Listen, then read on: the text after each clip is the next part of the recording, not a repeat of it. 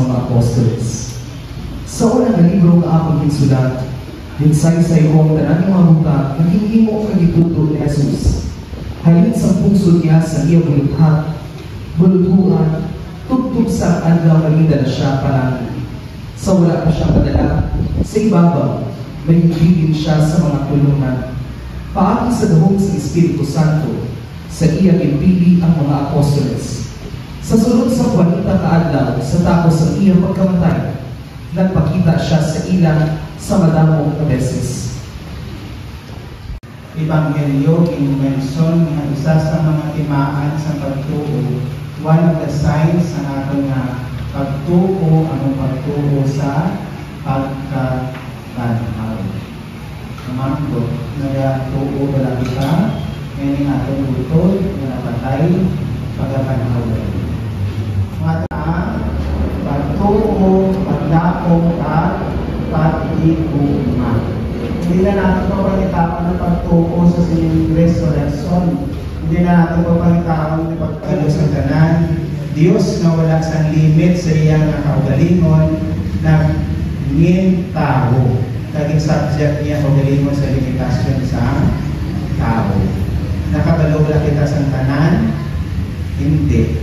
Ang Diyos supposedly nga nakabalo sa tanan, yung subject niya kaugalingon sa limitasyon natin sa paghibalo sa o sa bagay na naka-insentivate ang Diyos ang ato na ginawa sa Kristo, kaya hindi natin masustinir ang estado na perfecto.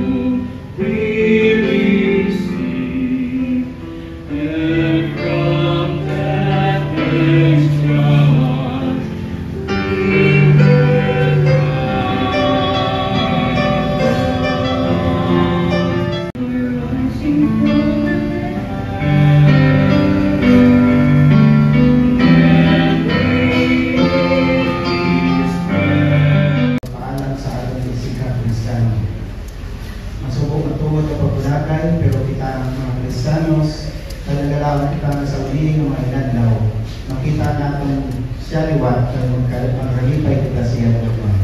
Magagawa ka karoon sa sinasimbahan na may kasubo, pero magatilingog kita liwat sa kalipayan sa ginarian sa Diyos. Busa magpabakod na maglipay kita sa isa kag-isa sa atong pagtuo o paglaom kay Kristo. Karon pagdalon ta sa dako kapatawo ng bantay sa ato naghatag sa kabuhi sa tanan ngaya panahon ni iyang mga nagsyon nga lawas sa may mayabong at higpit na kailangan sa tao. Kabay pa nga si Kristo, ang may mga bantay, magtulong kay Bonita siya magsuod o royan, upod sa amay kasaganan ng mga santos, sa ginalian sa kabawa na sa karayhan.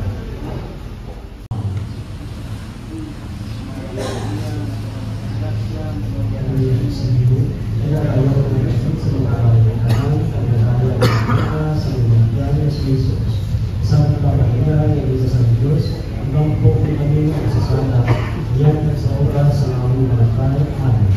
Lumaya sa alay sa anak at sa Espiritu. Ang Ginoo. Amen. Natagi sa Ginoo sa kabuhay na dayon, Ay sadakan siya sa iyong makawa, ay dahil sa katapusan.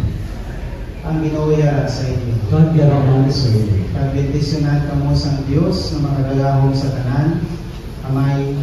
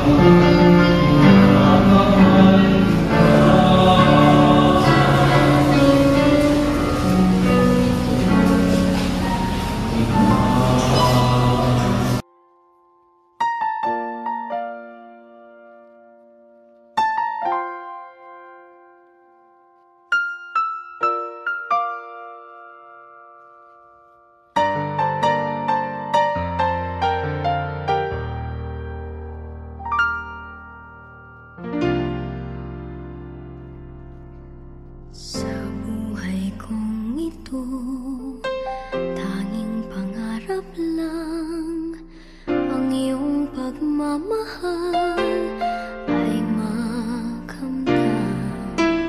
Kahit na sandali kita'y mamasdan, ligay ay tila bang walang hanggan. Sana'y di na magising kung nangangarap man din, kung ang buhay na makulay ang tatahakin. Minsan ay madarapa, minsan din ay luluha. Di ka na maninindig, pagkat sa buhay mo ay may nagmamahal pa rin.